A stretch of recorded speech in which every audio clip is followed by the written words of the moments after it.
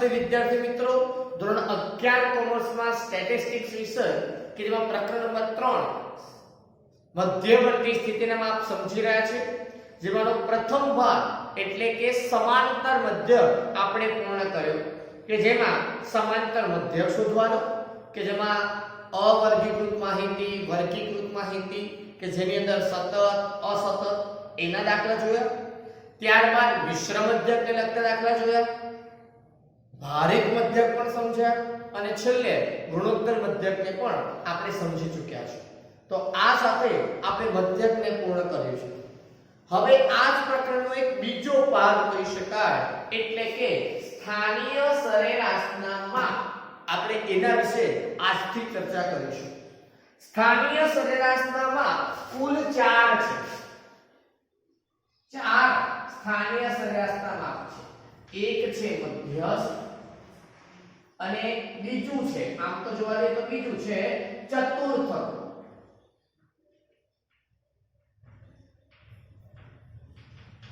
ત્યારબાદ દશાંશકો ત્રીજા નંબર પર અને છેલ્લે શતાંશકો। તો આ રીતે 4 મધ્યવર્તી સ્થાનીય સરેરાશના માપ સમજી શકાય। આ સ્થાનીય સરેરાશના 4 માપમાંથી સૌપ્રથમ મધ્યસ્થ વિશે લગભગ તમે ઘણો બધો પરિચય ધોરણ 9 અને 10 માં મેળવી લીધો છે અને આપણે અત્યારે શરૂઆત પણ ત્યારથી જ કરવાની છે। સૂત્ર અથવા સંકેતમાં થોડો ઘણો ફરક હોઈ શકે, બાકી કન્સેપ્ટની દ્રષ્ટિએ, સમજવાની દ્રષ્ટિએ એનું એ જ વસ્તુ છે, પણ છતાં ધ્યાન રાખવું પડશે। અને ત્યારબાદ આપણે સમજીશું ચતુર્થકો, દશાંશકો અને શતાંશકો કે જે બધા પણ મધ્યસ્થના પર જ આધારિત છે, બરાબર। હવે કોઈ પણ સ્થાનીય સરેરાશના માપ શોધવા હોય તો એના માટે હંમેશા નિયમ યાદ રાખજો। કોઈ પણ સ્થાનીય સરેરાશના કોઈ પણ માપ શોધવા હોય એના માટે અવલોકનો હંમેશા ચડતા ક્રમમાં જ ગોઠવવાના હોવા જોઈએ અથવા આપણે ગોઠવવા પડશે। તો સ્થાનીય સરેરાશના માપ એ મધ્યસ્થ હોય, ચતુર્થક હશે, દશાંશ કે શતાંશ, એની ગણતરી વખતે સૌપ્રથમ કામ આપણે અવલોકનો જે આપેલા છે એને ચડતા ક્રમમાં ગોઠવવાનું કરવું પડશે। તમે ચડતા ક્રમના બદલે ઉતરતા ક્રમમાં પણ ગોઠવી શકો છો, પરંતુ આપણે સરળતા ખાતર ચડતા ક્રમમાં જ ગોઠવીશું કે જે તમે પહેલેથી ભણતા આવ્યા છો। એટલે કે સૌપ્રથમ નાનો એકમ, ત્યારબાદ એના કરતા મોટો એકમ, ત્યારબાદ એના પછી મોટી કિંમત એટલે એકમ, આ પ્રમાણે આપણે આગળ વધીને ચડતા ક્રમમાં અવલોકનોને ગોઠવીશું। તો શરૂઆત કરીએ સૌપ્રથમ મધ્યસ્થની। તો મધ્યસ્થ આપણે બે અલગ અલગ પ્રકારની માહિતી માટે શોધી શકીએ। એક અવર્ગીકૃત માહિતી, કોને કહેવાય હવે બહુ વધારે પડતો ખ્યાલ હશે જ તમને, એમાં ફક્ત અવલોકનો આપેલા હોય, મધ્યક વખતે બ્રેકેટમાં લખાયેલું છે, બરાબર। તો અવર્ગીકૃત માહિતી માટે જ્યારે મધ્યસ્થ શોધવો હોય તો સૌથી પહેલા આ તો નિયમ ખરો જ કે અવલોકનને ચડતા ક્રમમાં ગોઠવી દેવાના અને પછી સૂત્ર મધ્યસ્થ m બરાબર n+1/2 માં અવલોકનની કિંમત, એટલે n + 1, અહીંયા n એટલે અવલોકનની સંખ્યા પ્લસ 1 ભાગ્યા 2 માં અવલોકનની કિંમત। હવે જો n તરીકે એકી સંખ્યા હશે તો વાંધો નહીં આવે, કારણ કે ધારો કે 7 હોય તો 7 + 1 ભાગ્યા 2 એટલે 8 ભાગ્યા 2 થાય કે જેનો જવાબ આવે 4, એટલે 4 માં અવલોકનની કિંમત। એટલે તમે અવલોકનમાં ચોથો નંબર છે એ શોધી શકો છો, પહેલો, બીજો, ત્રીજો અને ચોથો, તો એ ચોથું અવલોકન છે એ આપણો જવાબ બની જશે। પરંતુ જો n બેકી સંખ્યા આપી હશે, ધારો કે 7 ના બદલે આપણે આપ્યા છે 10, તો 10 + 1 11 અને 11 ભાગ્યા 2 થશે એ થશે 5, 11 ભાગ્યા 2 એટલે 5.5 માં અવલોકનની કિંમત। તો હવે આપણે આ કેવી રીતે મેળવીશું? તો જ્યારે પણ હવે તે 5.5 માં અવલોકનની કિંમત આવે એનો અર્થ કે પાંચમું અવલોકન અને છઠ્ઠું અવલોકન બંનેને ભેગા કરવા પડશે અને એમની સરેરાશ ભાગ્યા 2 કરીને શોધવી પડશે। પ્રેક્ટિકલ આવશે એટલે ખ્યાલ આવશે. તો આ થયું અવર્ગીકૃત માહિતી માટે. ત્યારબાદ વર્ગીકૃત માહિતી માટે પણ આ જ રીતનું સૂત્ર છે. અસતત માટે m બરાબર n + 1/2 માં અવલોકનની કિંમત. પણ અહીંયા આપણને આવૃત્તિ પણ આપી હશે, જેના આધારે આપણે એક એક્સ્ટ્રા કોલમ બનાવીશું, સંચયી આવૃત્તિ. તો જ્યાં તમારે સંચયી આવૃત્તિ આ n + 1/2 ના જવાબ કરતા વધી જાય તો તે આવૃત્તિ એટલે કે તે અવલોકન એને મધ્યસ્થ કહીશું. બરાબર? એ પણ આપણે જોઈશું એટલે ખ્યાલ આવી જશે. અને છેલ્લે સતત, કે જે ઇમ્પોર્ટન્ટ કહેવાય, મોટો દાખલો આને જ કહેવાય છે. તો m બે સ્ટેપમાં આવે. પહેલા m વર્ગ શોધવો પડે n/2 માં અવલોકનનો વર્ગ કરીને, અને ત્યાર પછી m નું ખરેખર વાસ્તવિક સૂત્ર m બરાબર f plus n/2 minus cf/f ગુણ્યા c. f એટલે લોઅર લિમિટ, અધસીમા બિંદુ. n/2 એટલે આ જે જવાબ આવ્યો છે એ જ લેવાનો. cf એટલે જે m વર્ગ છે એના આગળના ઉપલા વર્ગની cf સંચયી આવૃત્તિ. f એટલે m વર્ગની પોતાની આવૃત્તિ અને c એટલે વર્ગ લંબાઈ, m વર્ગની પોતાની જ વર્ગ લંબાઈ. બરાબર? તો જો આને આપણે વિસ્તૃતમાં ફરી એકવાર સમજીશું જ્યારે આવશે દાખલો ત્યારે. એને લખીશું પણ ખરા l કેવી રીતે લેવાનું છે, cf, f અને c વિશે. બરાબર? પણ અત્યારે પ્રાથમિક માહિતી માટે મધ્યસ્થને આપણે આ રીતે શોધવાનું રહેશે. તો આપણે શરૂઆત કરીશું આજે અવર્ગીકૃત માહિતી માટે મધ્યસ્થની ગણતરી, કે જેનું સૂત્ર છે m બરાબર n + 1/2 માં અવલોકનની કિંમત. પણ ખાસ યાદ રાખજો કે મધ્યસ્થ અથવા કોઈ પણ સ્થાનીય સરેરાશના માપ શોધવા માટે અવલોકન હંમેશા ચડતા ક્રમમાં ગોઠવવા પડશે. તો શરૂઆત કરીશું.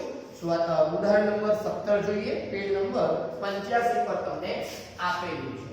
તો ઉદાહરણ નંબર 17 પેજ નંબર 85 શું કહે છે જોઈએ.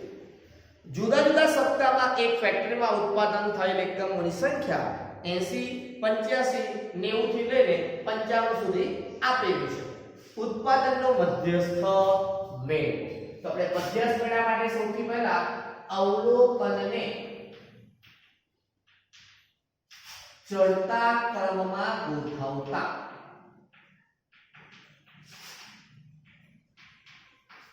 બરાબર?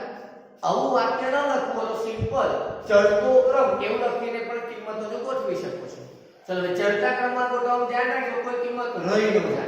હા, એટલે ખૂબ જ ધ્યાન રાખવાનું. તો સૌથી પહેલા નાના નાની સંખ્યા જોઈ લેવાની. કેટલી દેખાય છે? 55. તો પહેલા 55 લઈએ.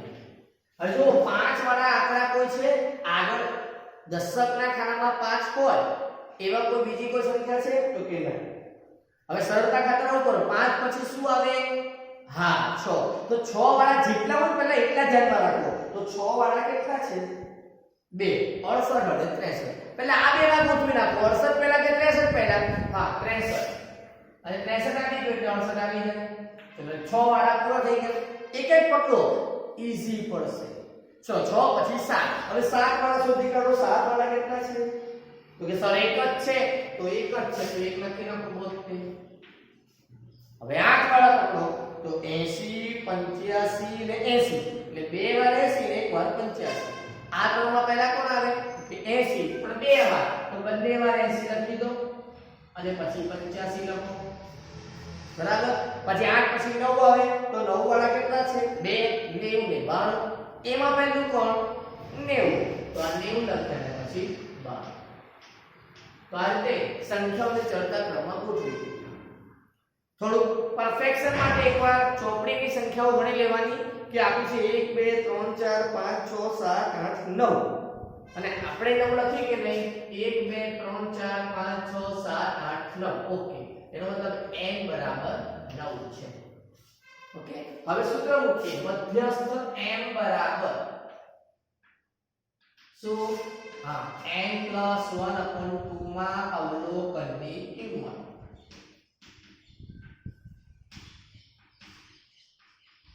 ચલો n કેટલા છે? તો કે 9. તો કે 9 + 1 / 2 માં અવલોકનની કિંમત આવું શોર્ટમાં ચાલશે.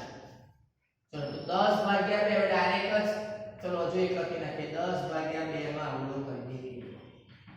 ઓ દરેક સ્ટેપ ન લખો ને પછી તો ચાલે છે હો. એટલે 5મા અવલોકનની કિંમત. તો હવે ચડતા ક્રમમાં જોવાનું કે 5મું અવલોકન કયું છે. બરાબર? તો ચડતા ક્રમમાં જોવાનું 1 2 3 4 5. તો 5મું અવલોકન કયું આવ્યું? 80. તો આપણા જવાબ આવશે 80. અને આ આપ્યું છે ઉત્પાદનના એકમો એટલે આપણે લખીશું 80 એકમો. બરાબર? તો ઉત્પાદનના એકમો જે છે એનો મધ્યસ્થ m કેટલો થશે? 80 એકમો. તો લખી શકાય કે ફેક્ટરી ના ઉત્પાદનનો મધ્યસ્થ 80 એકમો છે. બરાબર? એ સરળ છે એકદમ, ખ્યાલ છે, ભણ્યા આવે છે.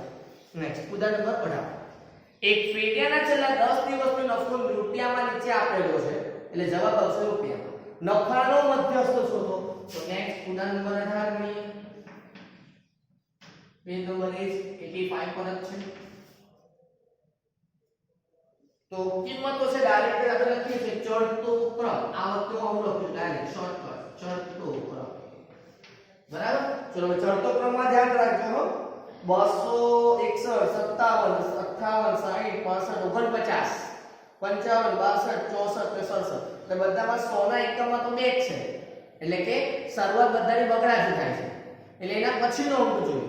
તો પહેલા પણ આગળ 4 આવે ને તો હવે 200 ને એટલે કે આગળ 24 હોય એમ બે અંક 24 થાય ને એમાં બે અંક છે 249 છે અને બીજો છે નહીં નથી તો એક જ છે. તો આપણે ચડતા ક્રમમાં સૌથી પહેલા શું લખીશું? 249. ધ્યાન રાખજો. હવે 49 એટલે ચોગડો તો હવે 5 નો જુઓ. આ બગડો તો બધા એકમાં કોમન છે તો 25 જુઓ એટલે કે 57 58 55 આ ત્રણ છે. બરાબર? ચલો તો 3 માં પહેલું કોણ? તો સર 55 એટલે ધ્યાન રાખજો 255 એટલે નથી 255.5 છે હો. હા પછી તો કે એમાં જો 57 ને 58 માં હવે 57 એટલે 257 એકલા છે અને ફરી 258.5 છે. ક્લિયર ને?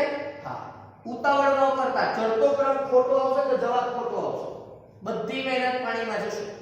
ચલો હવે આગળ જઈએ. ચલો 5 વાળા આવી ગયા. હવે 6 વાળા જોઈએ. તો 6 વાળા બહુ છે. હા તો સૌથી પહેલા શું આવશે? 60. તો અહીંયા લખું 260. ચલો પછી 61.5 છે ને? હા જો ધ્યાન રાખીને લખજો. 60 પછી 61 છે તો 61.5. 61 પછી 62 છે. હા 262.5 છે. હા જે 63 નથી 64 છે. હજી 65 પણ છે. અને પછી 267 છે. તો આ રીતે સંખ્યાઓને ધ્યાન રાખીને ક્રમમાં ગોઠવી લેવાનું. ખાસ જેમાં 0.5 છે એનું પણ ધ્યાન રાખી લેવાનું ને તો ભૂલ ત્યાં પણ થઈ શકે. હવે n લખું છું. n કેટલા છે? તો કે 1 2 3 4 5 6 7 8 9 અને 10. n તરીકે 10 છે. હવે સૂત્ર લખીએ તો કે n બરાબર n + 1/2 માં અવલોકનની કિંમત.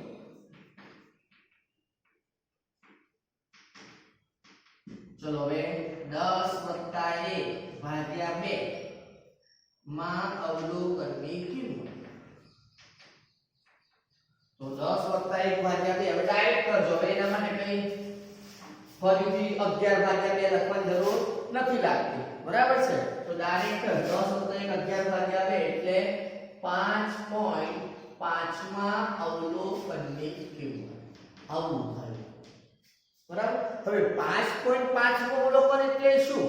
તો કે પાંચમું અને છઠ્ઠાની સરેરાશ. ધ્યાન રાખજો. હવે આ છે 5.5 માં અવલોકનની કિંમત એટલે અહીંયા અવલોકન જોવું પડશે. તો 5 એનો અર્થ શું થશે?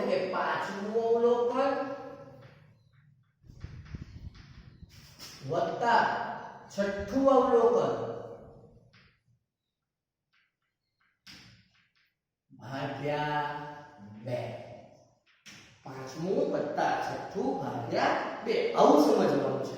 ચલો પાંચમું અવલોકન જુઓ ચડતા ક્રમમાં 1 2 3 4 અને 5 કેટલું છે 260 પ્લસ છઠ્ઠું કયું છે તો એના પછી જો એટલે કે આ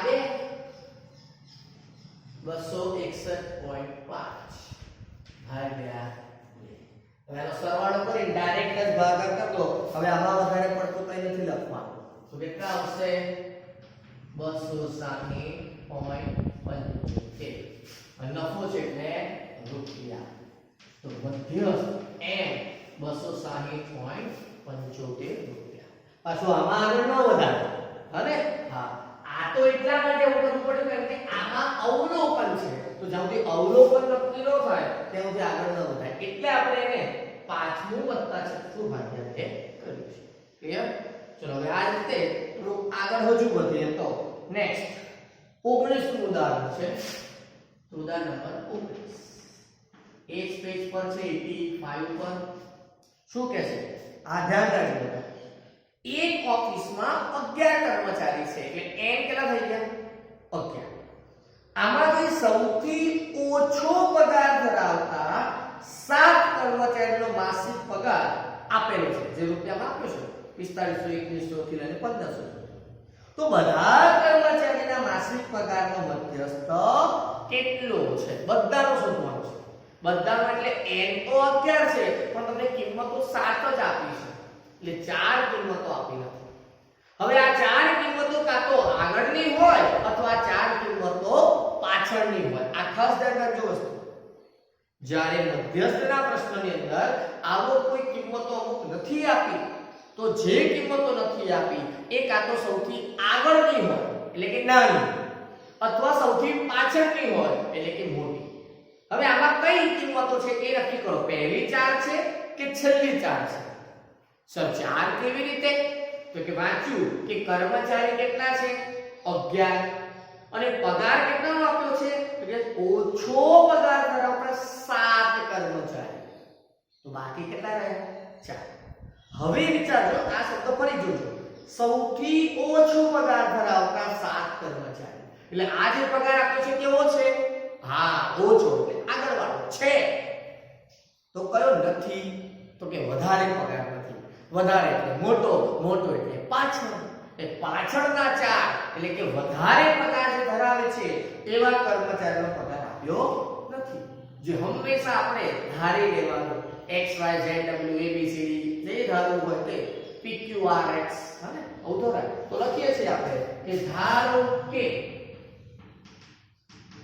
સૌથી વધુ પગાર માસિક પગાર ધરાવતા કર્મચારીનો પગાર A B C D છે. બરાબર? સ્પષ્ટતા માટે લખી દઉં છું કે 4 કર્મચારી. બરાબર? એટલે કે સૌથી વધુ માસિક પગાર ધરાવતા 4 કર્મચારીનો પગાર ABCD છે. તો હવે ચડતો ક્રમ ઘટીએ ને ધ્યાન રાખજો ચડતો ક્રમ. તો એમાં સૌથી પહેલા 7 લેવાના જે આપ્યા છે. ચલો આ બધામાં સૌથી ઓછા લેવાના પહેલા તો કેટલા આવશે 1500. ચલો એની શરૂઆત કરી દો 1500.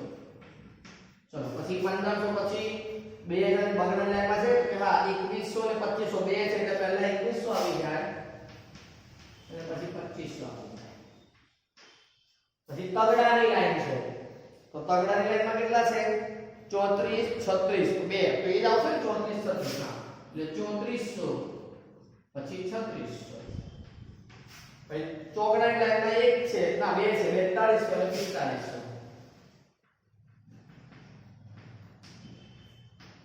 હવે કોઈ છે નહીં કારણ કે 7 કર્મચારી આવી ગયા 1 2 3 4 5 6 7 કે જેનો પગાર કેવો હતો સૌથી ઓછો. તો સૌથી વધારે તો આપણે કેટલા ધાર્યા છે કે A B C D છે તો હવે આપણે લખી નાખીએ કે પછી A B C અને D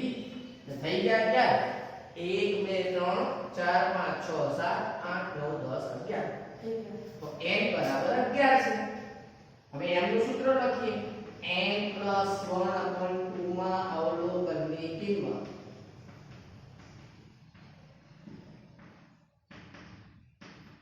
ચલો n કેટલા? એ 11 + 1/2 માં અવલોકનની કિંમત.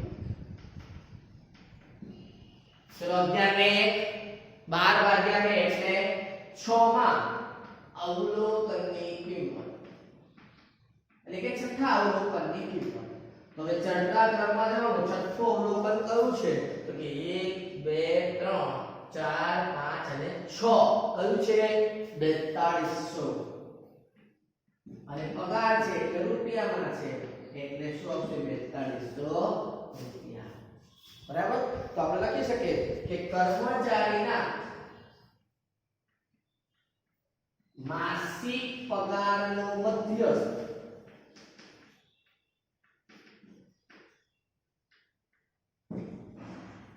₹4200 છે. બરાબર. તો આ રીતે અવર્ગીકૃત માહિતીનો મધ્યસ્થ હોય તે શોધી શકાય છે. એકદમ સરળ છે. સૌપ્રથમ કામ ચડતા ક્રમનું ખાસ ધ્યાન રાખવાનું. ત્યાર પછી જો એકી સંખ્યા છે તો ડાયરેક્ટ જવાબ આવશે, અને જો બેકી સંખ્યા હશે n તરીકે તો તમારે આ રીતે અપૂર્ણાંકમાં આવશે કે જેમાં બે ક્રમિક અવલોકનનો સરવાળો કરી એટલે કે કિંમતો મૂકીને સરવાળો કરી જવાબ લાવવાનો. અને આ રીતે કોઈ અજ્ઞાત હોય ઓછા અથવા વધારે તો એને આપણે ABCD પ્રમાણે ધારી અને દાખલો કરીશું. તો જોઈએ હોમવર્કમાં તમે બે દાખલા કરી શકો છો. એક સૌથી પહેલા D માં 12મો દાખલો છે, સમજાઈ દઉં. D વિભાગમાં 12મો, બાકી બીજો તો કોઈ છે નહીં. તમે 3.4 નો પહેલો દાખલો પ્રેક્ટિસમાં ગણવો હોય તો ગણી શકો. અને હોમવર્કમાં 3.4 નો પહેલો દાખલો પ્રેક્ટિસમાં કરવો હોય તો કરે. બાકી છે ચતુર્થકો શોધવાનો, પણ મધ્ય શોધવું હોય તો પ્રેક્ટિસમાં કરી શકો. બીજો ખાસ છે D12, D વિભાગમાં 12મો દાખલો કે જેની અંદર તમે જરા વાંચી લો એટલે તમે જસ્ટ સમજાવી દો એટલે ખ્યાલ આવી જશે. આ પ્રકારનો છે. તો D વિભાગમાં 12મો દાખલો કે જે 117 નંબરના પેજ પર છે. પેજ નંબર 117 પર છે. બરાબર. એ દાખલો શું છે જુઓ, જસ્ટ વાંચો. અર્થશાસ્ત્ર વિષયની પરીક્ષામાં એક સમૂહના 18 વિદ્યાર્થીઓમાંથી 3 વિદ્યાર્થી નાપાસ થયા. કેટલા નાપાસ થયા? 3. હવે જે વિદ્યાર્થી નાપાસ થાય એના માર્ક કેવા હોય? ઓછા હોય કે વધારે હોય? વિચાર લેવાનો. તો આના પરથી ખ્યાલ આવી જશે. 18 વિદ્યાર્થીમાંથી 3 નાપાસ થયા. હવે જે નાપાસ થયા એ વિદ્યાર્થીના ગુણ ઓછા હશે કે વધારે હશે? તો જો વધારે હોય તો નાપાસ થોડા થાય. કેવા હશે? હા, ઓછા. એટલે આગળ નહીં 3 સંખ્યાઓ નથી ખબર. આગળ વાંચી લઈએ. પાસ થયેલા 15 વિદ્યાર્થીઓના ગુણ આપેલા છે કે જેને તમારે ચડતા ક્રમમાં ગોઠવવાના. પણ એની પહેલા ઓછા ગુણ જે નાપાસ વિદ્યાર્થી થયા છે એના ગુણ તમારે લખવાના. કયા લખશો? ધારવાના. કયા? XYZ, PQR, ABC. બરાબર. તો બધા 18 વિદ્યાર્થીઓના ગુણનો મધ્યસ્થ શોધો. તો લખવાનું કે ધારો કે નાપાસ થયેલા વિદ્યાર્થીઓના ગુણ ABC છે. 3 જ વિદ્યાર્થી નાપાસ છે એટલે ABC છે. પછી ચડતો ક્રમમાં સૌથી પહેલા શરૂઆત ABC થી કરાય. ABC થી કરાય અને પછી બાકી જે કિંમતો આપી છે એને તમારે ચડતા ક્રમમાં ગોઠવી દેવાની. પછી સૂત્ર મૂકવાનું. 18 + 1 એટલે 19/2 એટલે ફરી પાછું અપૂર્ણાંકમાં જવાબ આવશે આની જેમ. તો જે બે કિંમતો આવે જે અવલોકન પ્રમાણે એનો સરવાળો કરી ભાગ્યા 2 કરશો એનો જવાબ આવશે. એટલે કે આ જે સાઈડ છે એનો ઉપયોગ કરીને તમારે D નો દાખલો નંબર 12 કરવાનો છે. આ ઉપરાંત 3.4 નો પહેલો દાખલો પણ તમે કરવો હોય તો કરી શકો. જવાબ તમને પાછળ પ્રમાણે નહીં મળે, તમારે ચતુર્થકો શોધવાના છે. પણ પ્રેક્ટિસ માટે મધ્યસ્થનો દાખલો